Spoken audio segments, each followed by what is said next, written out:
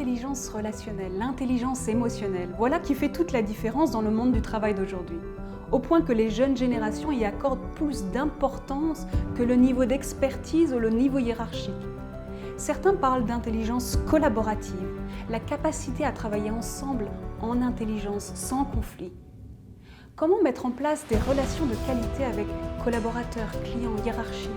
Comment construire des relations gagnant-gagnant, d'adulte à adulte au travail? Voici quelques extraits du parcours. Un premier extrait sur cultiver un regard positif. Voici un exemple de l'enchaînement de ces 3 filtres. Sélection. Vous observez que votre collaborateur ne vous a pas rendu un dossier à temps.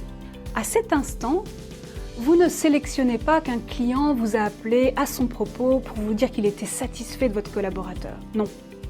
Vous sélectionnez le retard sur le dossier. Premier filtre. Deuxième filtre, distorsion-interprétation. Selon vos références, vous interprétez ce retard.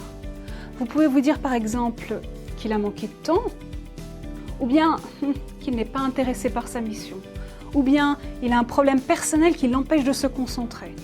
Deuxième filtre. Troisième filtre, généralisation. Si vous avez interprété qu'il a manqué de temps, vous pouvez généraliser ainsi. Il est débordé. Si vous avez interprété qu'il n'est pas intéressé par sa mission, vous pourrez généraliser ainsi. Il est démotivé.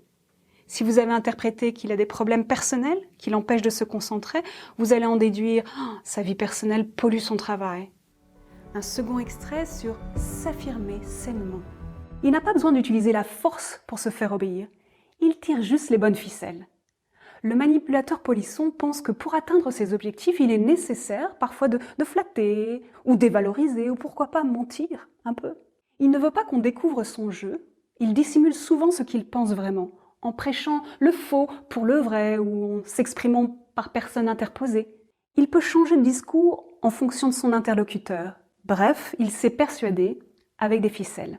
Il cherchera à influencer indirectement l'autre ou les autres en alternant sourire ou dissimulation selon son besoin.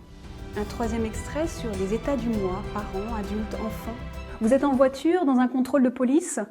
Le parent normatif pourra dire « Vous avez raison de contrôler régulièrement avec tous ces jeunes délinquants » ou « Vous devriez plutôt contrôler les personnes en excès de vitesse ». Un enfant soumis dira « Mes papiers, monsieur le policier, bien sûr, je peux aussi vous donner ma carte d'identité, mon assurance, mon… » Un enfant rebelle dira « J'ai rien fait, je vois vraiment pas pourquoi je vous donnerai mes papiers ». L'enfant libre, il pourra dire à monsieur l'agent, par cette chaleur, vous ne voudriez pas plutôt qu'on aille boire un coup ensemble? J'ai une super adresse. Vous avez envie d'en savoir plus? Je suis ravie de vous accompagner sur le parcours Développer une intelligence relationnelle. À tout de suite.